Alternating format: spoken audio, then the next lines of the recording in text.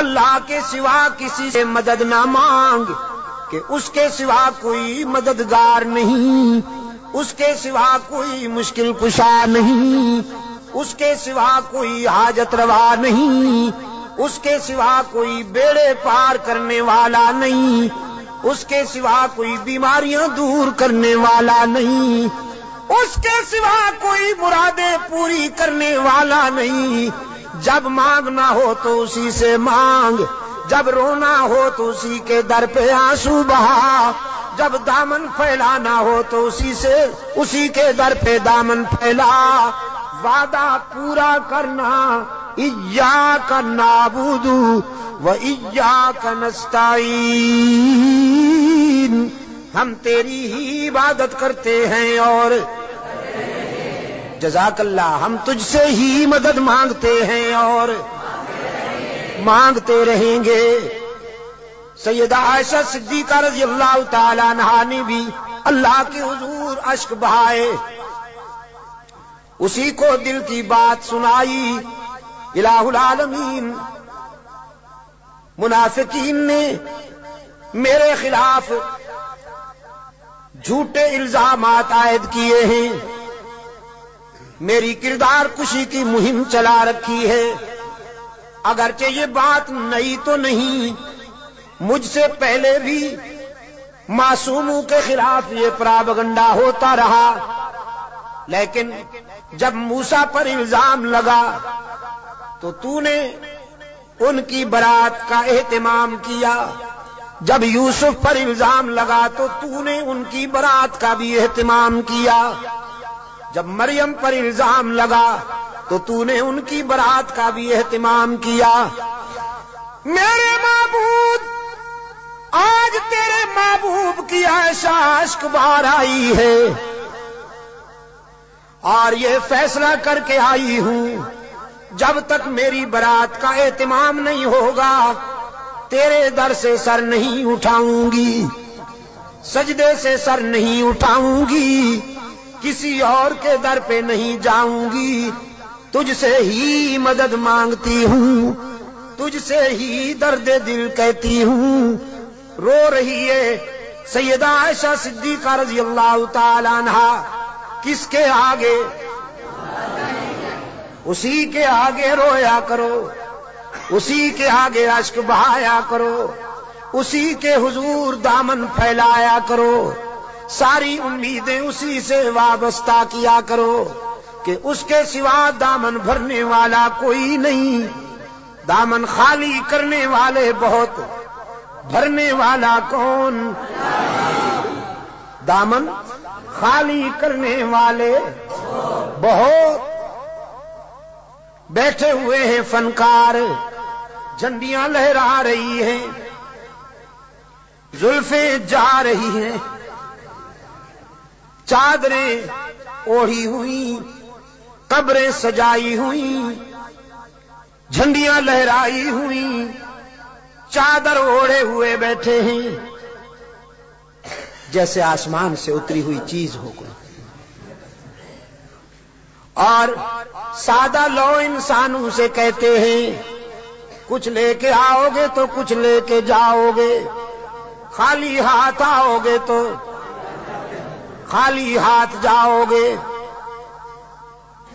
لیکن اس کے در رحمت سے صدا آتی ہے کچھ نہ لے کے آؤ، سب کچھ لے کے جاؤ، خالی ہاتھ آؤ، دامن بھر کے جاؤ۔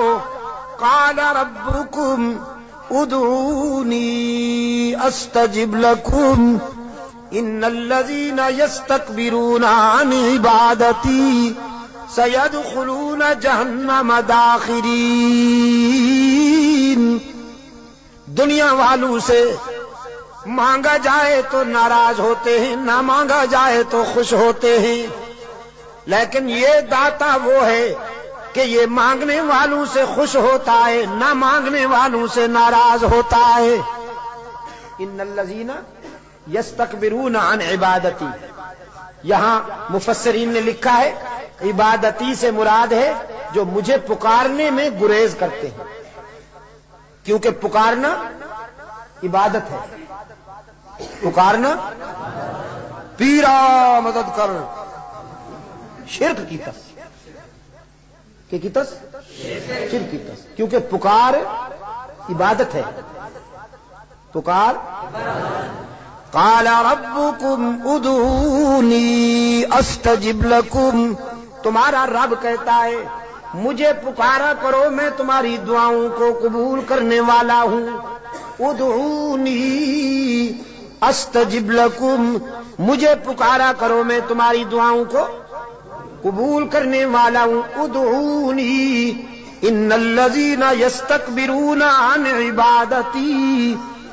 یقیناً وہ لوگ جو مجھے پکارنے میں گریز کرتے ہیں، مجھ سے مانگنے میں گریز کرتے ہیں، سیدخلون جہنم داخرین، ذلیل ہو کر منہ کے بل گھسیٹ کر جہنم میں ڈالا جائے گا انہیں۔ تو کسے پکارا جائے مشکلات میں؟ قادر کو یا عبد القادر کو؟ ذرا حرارتیں فضا میں تحلیل کر دو، ہاں ذرا حرارتیں، یہ گرمی فضاؤں میں تحلیل کر دو، اور پھر اللہ سے دعا کرو کہ یہ فضائیں پھیل جائیں اور بھی کے بیماروں کو اللہ شفائے کاملہ عطا فرمائے۔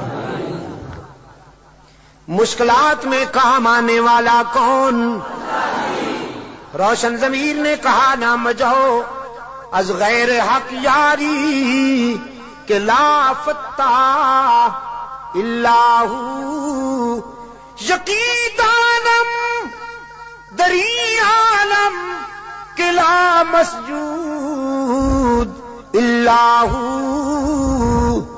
ولا معبود فی الکونین لا موجود الا ہو، کوئی مانے یا نہ مانے لیکن میرا تو ایمان ہے کہ اس کے سوا پوری کائنات میں کوئی مسجود نہیں، اس کے سوا پوری کائنات میں کوئی مسجود، نبی مسجود، رسول مسجود، تو پھر کاماں والی سرکار کیسے مسجود ہو گئی؟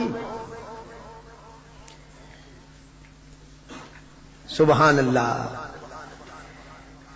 قرآن کریم میں جگہ جگہ پر فکر انسانی کو متوجہ کیا گیا ہے کہ نیاز مندیاں، اپنی جبین کی نیاز مندیاں اللہ کے لیے وقف کرنی ہوں گی۔ فرمایا لعن اللہ الیہود والنصارى، اللہ کے رسول صلی اللہ علیہ وسلم نے فرمایا یہودیوں پر، نصرانیوں پر اللہ کی لعنت۔ کیوں؟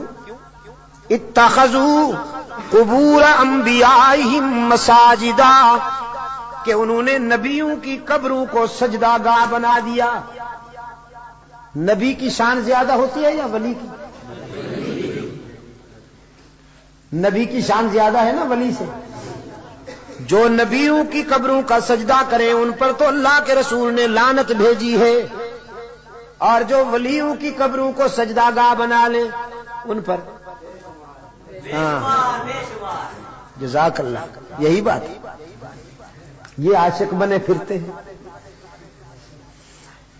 نبیوں اور رسولوں کی قبروں پر سجدہ کرنے والے ملعون، تو ولیوں کی قبروں پر سجدہ کرنے والے ڈبل ملعون۔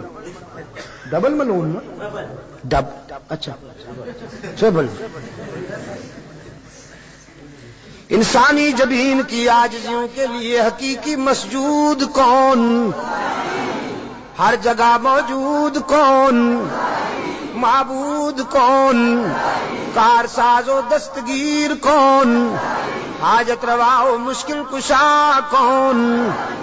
سیدہ عائشہ صدیقہ رضی اللہ تعالی عنہا نے آنسو بہائے ہیں اللہ کے در پر، درد دل سنایا ہے علیم بذات الصدور کو۔ سورہ نور آئی، قلب رسول پر وحی کی صداقت چمکی، فرمایا الخبیثات للخبيثين والخبيثون للخبيثات والطيبات للطيبين والطيبون للطيبات أولئك مبرؤون مما يقولون لهم مغفرة ورزق کریم. پاک باز بیویاں پاک باز شوہروں کے لیے، گندی بیویاں گندے شوہروں کے لیے، پاک باز شوہر پاک باز بیویوں کے لیے، گندے شوہر گندی بیویوں کے لیے قرآن ہے. آپ سمجھے کہ نہیں؟ قرآن اور کلام فطرت ہے یہ. اگر اپنی بیوی کو پاک دامن رکھنا چاہتے ہو تو خود بھی پاک دامن رہا کرو، لیکن اگر تم تاڑ جھانک کرو گے تو ادھر بھی سلسلہ شروع ہو جائے گا، تمہیں معلوم ہو یا نہ ہو. سمجھے ہو کہ نہیں؟ کلام فطرت ہے نا قرآن کریم. قرآن کریم تو راز کی باتیں کہتا ہے، کلام فطرت ہے. فرمایا الخبیثات للخبیثین والخبیثون للخبیثات. ناپاک بیویاں ناپاک شوہروں کے لیے، ناپاک شوہر ناپاک بیویوں کے لیے. طے ہو گیا. والطیبات للطیبین. پاک باز بیویاں پاک باز شوہروں کے لیے، والطیبون للطیبات، اور پاک باز شوہر پاک باز بیویوں کے لیے. رب العالمین نے جرا کے لہجے میں سیدہ عائشہ کی وکالت کرتے ہوئے واضح کیا. جس نے اس عفیفہ کے کردار کو سمجھنا ہو، عائشہ کی عظمت کو سمجھنا ہو، وہ عائشہ کے شوہر کی عصمت کا نظارہ کرے. جس کا شوہر محمد معصوم، وہ بیوی کیسے نہ محفوظ. محمد معصوم ہے، عائشہ محفوظ ہے. جرا کے انداز میں رب العالمین نے برات کی.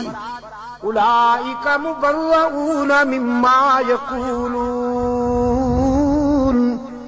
میں اعلان کرتا ہوں کہ پیغمبر کی آبرو بے داغ ہے، نبی کی آبرو کا دامن پاک ہے. آپ میرے لیے اور میں آپ کے لیے اللہ کے حضور التجا کر دیں کہ اللہ دنیا اور آخرت کی کامیابیوں سے ہم کنار فرمائے.